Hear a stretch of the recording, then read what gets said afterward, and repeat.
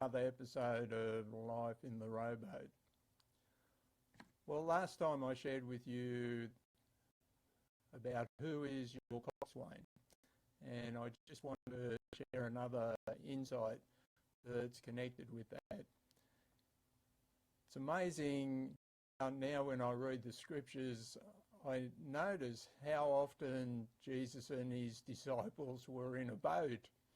And the insight I want to share with you is another one of those occasions where Jesus and the disciples were in a boat together. And this one's found in Mark chapter 8 verse 13. And there we read, "And he left them, and getting into the boat again, departed to the other side." Now the disciples had forgotten to take bread, and they did not have more than one loaf with them in the boat. Then he charged them, saying, "Take heed, beware of the leaven of the Pharisees and the leaven of Herod."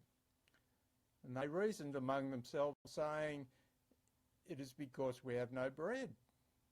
But Jesus, being aware of it, said to them, "Why do you reason because you have no bread? Do you not yet perceive nor understand? Is your heart still hardened? Having eyes, do you not see? And having ears, do you not hear? And do you not remember? When I broke the 5 loaves for the 5,000, how many basketfuls of fragments did you take up?" They said to him, 12.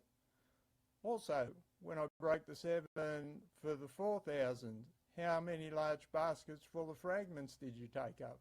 And they said, 7. So he said to them, "How is it you do not understand?"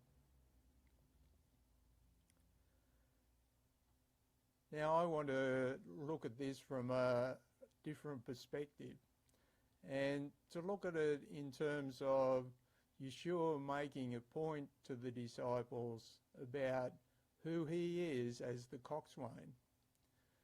There they were in the boat, and they were so overcome with their lack of resources. And in this case, their lack of resources was in the form of bread. And they were stressing about it. They were anxious about it. And hence they misunderstood what Yeshua said to them. And that's such a powerful picture of us so often. And yet, when we position ourselves in the rowboat and we begin to see Yeshua as our coxswain, as the one who is taking care of all our needs, he's the one that's looking to the future. And indeed, as I said last time, he is our future. He is the beginning and the end. But here we see in such a powerful way that Yeshua is saying to the disciples, "Don't you get it? I am the bread of life. You will never know lack when I'm with you." And that's such a powerful message to us to learn about doing life in the rowboat. Now there's another aspect to this, and we can go back to the ark. You'll remember that we made a connection between the rowboat and the ark, and the fact that the ark is a picture of grace and it's a picture of the work of the cross. But one of the other interesting aspects about the ark is that Noah, his family, and all those animals were on the ark for 3 months, I think it is, if you can sort of work the maths from the scriptures. And to my mind, I go, 3 months, that's a long time.